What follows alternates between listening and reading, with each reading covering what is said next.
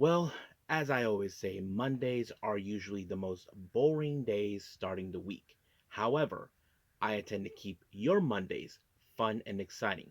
Now, my original plan apparently flopped due to some circumstances outside of this channel.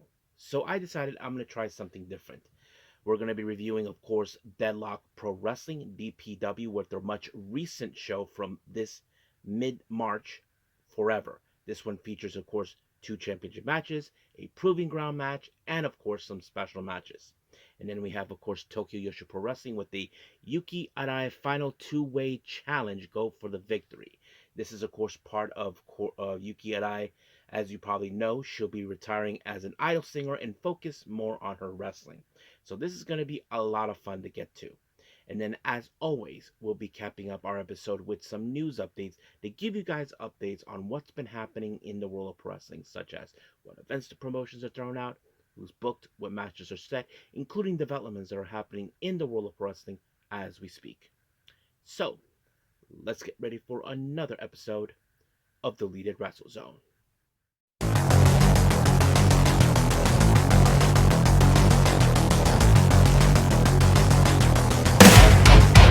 Are you ready?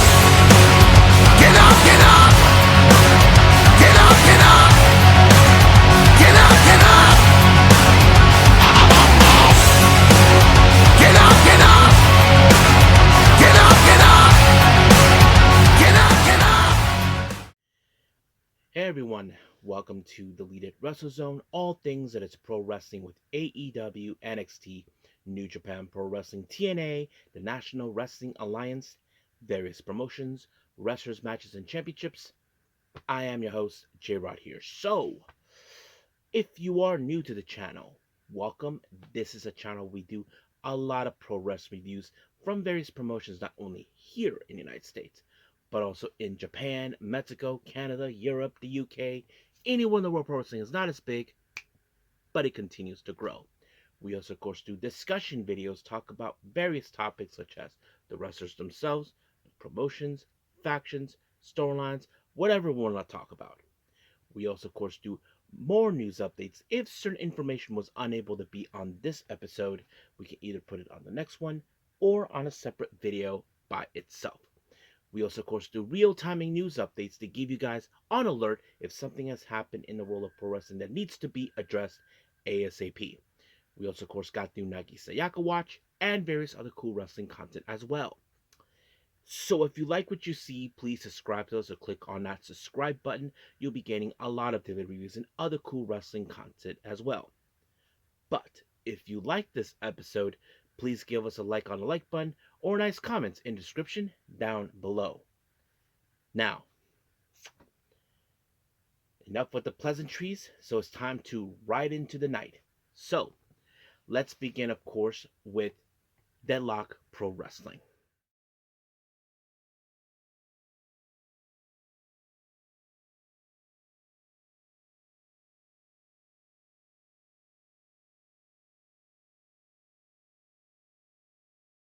Okay, Deadlock Pro Wrestling, or as we know it, DPW, just had the recent show back on March 16th in North Carolina.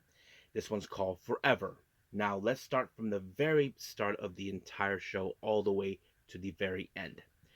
First, we have a three-way match. We have Jackson Drake. Many of you may have seen him in WWE Evolve. He's also part of the WWE ID, in case anybody remembers that. He takes on Manilow versus Leon Slater. That's right, the same Leon Slater you've been watching either in the British promotion or anywhere in Europe, or of course recently in TNA. So basically, you probably can get any type of match on three ways. Anything could happen. There'll be moments. There'll be like team ups, but short-lived until is every man for themselves. But excuse me. Some of you may question how would this match end. Well, I wasn't too sure, but it was of course Leon Slater that pulled up the victory when he applied the infamous Swanton 450 and just onto Manny Low, and just like that, uno, dos, tres, se acabó. Next match is a proving ground match for the DPW World Tag Team belts. The current tag team holders are none other than the Grizzled Young Vets, Zach Gibson and James Drake. They take on Andrew Everett and BK Westbrook. So it seems that, of course, Everett and Westbrook are aiming for the tag team belts. But of course, we know the Grizzled Young Vets are trying to prove a point to the entire tag team division in their own way, proving that they are the true meaning of what tag team wrestling is all about, despite the fact they cheat. We know that Westbrook and Everett in the past they have been rivals, but now they bury the hatchet, trying to build something for themselves. But unfortunately, things didn't go in the way until Zach Gibson pushed Everett towards BK Westbrook, and then of course Everett knows what just happened. He tries to take care of things on his own, but it was just way too much for him until they applied the high low onto him, and it was pinned by Zach Gibson. And just like that, 1, 2, 3, it was done. Next up, we have Titus Alexander, the franchise, taking on, of course, the Mount Rushmore of pro wrestling, and he was recently, as you know, now started returning to Noah. We're talking about Kenta. So, of course, many of you would think this is going to be an awesome match. Yes, of course, Tyler Alexander is trying to, you know, try to not let this get into his head, knowing that Kenta is a far more established wrestler than him. But Kenta, as you all know, he is what he is, and he was able to pick up the win when he applied the go to sleep. Yep, that's right. So we'll see that sooner or later. But it was over just like that. Next up, we have Trevor Lee, formerly known as To the Moon. Yep. Cameron Grimes, he teams up with heavyweight hustle Calvin Tankman, taking on Colby Carino and his tag team partner, who was a surprise partner. And this one is, of course, wrestling legend Masato Tanaka. So this was going to be a good match. I mean, you know when there's going to be a big fight. I mean, there was great moments between Tanaka and Tankman going back and forth. But however, this match ended with great chemistry between Colby Carino and Masato Tanaka when Colby Carino had, of course, was his name Trevor Lee won. Then he tried to overturn it, and then of course Tanaka took care of that, and just like that, Colby Carino picked up the win by a pinfall. 1, 2, 3, it was over. However, during the post-match promo, well, I don't know what got in the hands of Trevor Lee. He decided to say that this was all Tankman's fault, and then he made the biggest mistake by giving him a slap in the face. And you know what people say: "You effed up, you effed up." Yep, he did. Sooner or later, Calvin Tankman will catch up to him, and of course, Trevor trying to say that this is his division, that he runs it. Well, I don't think Calvin Tankman is going to appreciate that. So we'll see what happens down the road. Now, this is one of two championship matches. We have the DPW National Championship. Kevin Blackwood is the challenger. He takes on the champion, LeBron Cozone. So basically, you would think that uh, Kevin Blackwood would do whatever it takes to cripple uh, Cozone in order to win this belt. However, this match ended with, of course, Cozone applying a very short range lariat, and just like that, 1, 2, 3, over. However, there was an exclusive backstage thing that they put it during, like, towards the end of the show, where, of course, Blackwood was not too pleased how he lost. And guess who he runs in towards the end? Well, Kenta. So I'm sure many of you would say, I would love to see that match between Kenta and Kevin Blackwood. I'm sure many of us would. Now, our main event is for the DPW Women's title in a dog collar match between High End versus Danny Luna. Now, I haven't been seeing Deadlock Pro Wrestling, but recently High End has been trying to get a shot of the title and recently took the belt with her, claiming herself to be the champion despite that she hasn't beat Danny Luna. But you know, dog collar matches, how dangerous it could be, how things would mess up with your body, all bruised up. And of course, you probably would think High End would try to kill Danny Luna, but Danny Luna would fight back. And that's exactly what happened. However, there was a moment where Danny Luna was applied a crossface onto High End, but of course, High End did not tap out or anything, but the ref made the right decision by saying it was over. Danny Luna reclaimed her property, which is the title itself, and just like that, it was over. However, I wouldn't hold it up to High End claiming that I did not lose the match. I did not tap out. I don't think it matters. The fact is, you would have died regardless. But that's how things are. So that's pretty much it. What happened with Deadlock Pro Wrestling. So let's move on with our last review, Tokyo Joshi Pro Wrestling.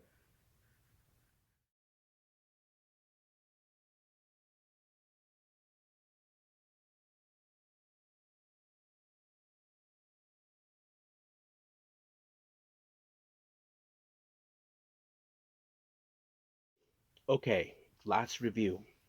Tokyo Joshi Pro Wrestling, Yuki Arai's final two-way challenge go for the victory. This took place recently on the 29th of March. This is part of course, Yuki Arai's graduating as an idol singer. Now, those who know this was a decision where Yuki Arai decided that it was best for her now to step down with her responsibilities as an idol singer. Those who did not know, prior before she was a wrestler, she was actually an idol singer, part of an idol group. I forgot the name of it. It's kind of like Skate or something, but yes.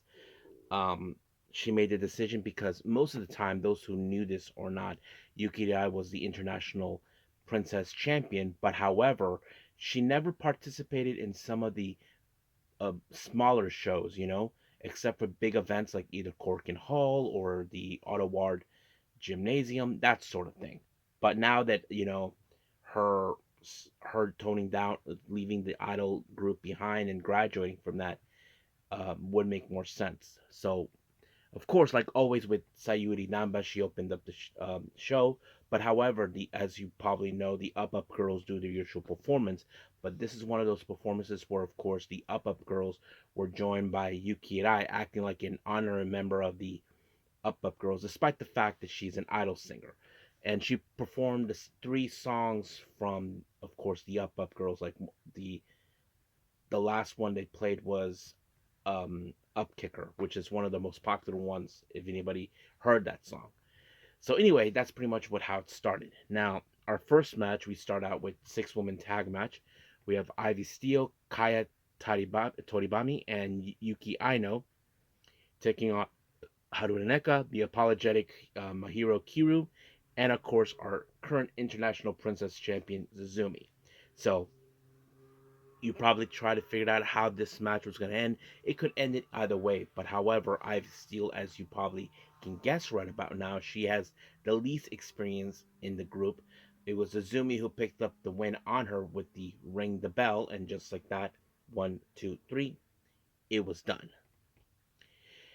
Next up, we have Chika Manaze versus Arisu Endo versus Pam Harajuku. Now, I'm sure Pam Harajuku was very disappointed to lose the setup all Asian women's title to her friend Raku, but she will bounce back one way or another. But of course, like any other three-way matches, how will this end now? Chika Nanaze was probably the most logical person that would definitely take the fall because you look at Isu Indu and Palm, they have picked up good wins wherever they're at. But who was going to take that win? Well, Palm Juku did that when she applied some sort of a interesting move I never seen. It's kind of like a roll up counter, but it worked in her favor to pick up the win. I thought one, two, three. With that, it was over. I thought it was pretty good, you know. But yes. Next up, we have singles action. We have Yoshiko Hasegawa taking on the cutest in the world, Maki Ito. So I figured this is going to be one of those matches where, of course, Yoshiko is going to deal with someone who is way popular and knows exactly what she's doing. But of course, it was Maki Ito who walked away with the win when she applied the Texas Cloverleaf and won by submission, just like that. Excuse me. Next up, we have a tag team match. We have Kira Summer teaming up with Yuki Kamifuku taking on Hyper Misawa and Shoko Nakajima, a current Princess Tag Team champions. Now, if those who know this or not, Yuki Kamifuku, along with Wakana Uehara, who is not involved in this match, will be facing, of course, Nakajima and Masao for the tag belts. But you probably can guess that this match was gonna end with Masao and Nakajima winning when what's her name Hyper Misao applied a pinfall on Kira, and just like that, 1, 2, 3, over. Sorry, guys. Next up, very interesting matchup. Now, many people said this should have been the main event, and I agree. It should have been. It was a 5-on-5, a 10-woman tag team match. Team number one, we have the cheerleader Mifu Ashida, Toga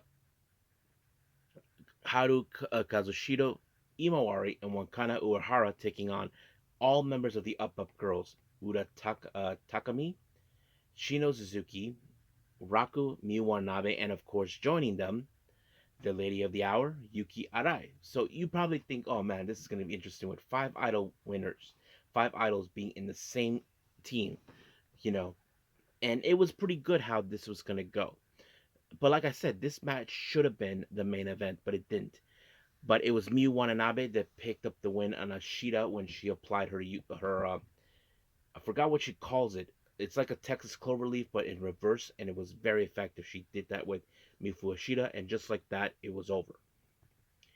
Now, our main event, we have Moka Miyamoto, Miyu Yamashita taking on Rika Tatsumi and Mizuki.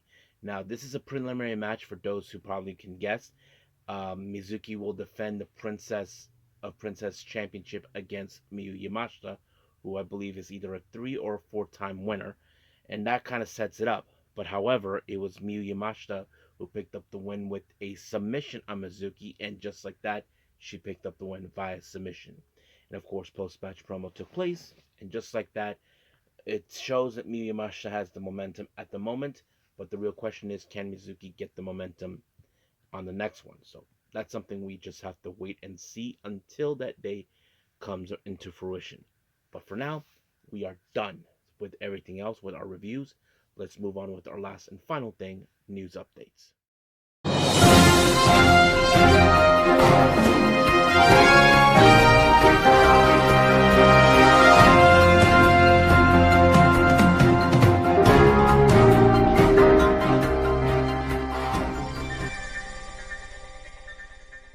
Okay, so welcome to our news updates. So let's begin, as always, with upcoming events with the promotions. As you know, later on this month, we do have, of course, um, we have early in this month, Wrestling Revolver. We did that, which is their Chicago debut. They announced JJ Garrett taking on Dante Leon. And then, of course, on that very same day in LA, MLW will have their annual Battle Riot 7, and they just announced another entry. We're talking about TMDK Shane Hayes. So he'll be participating in the event.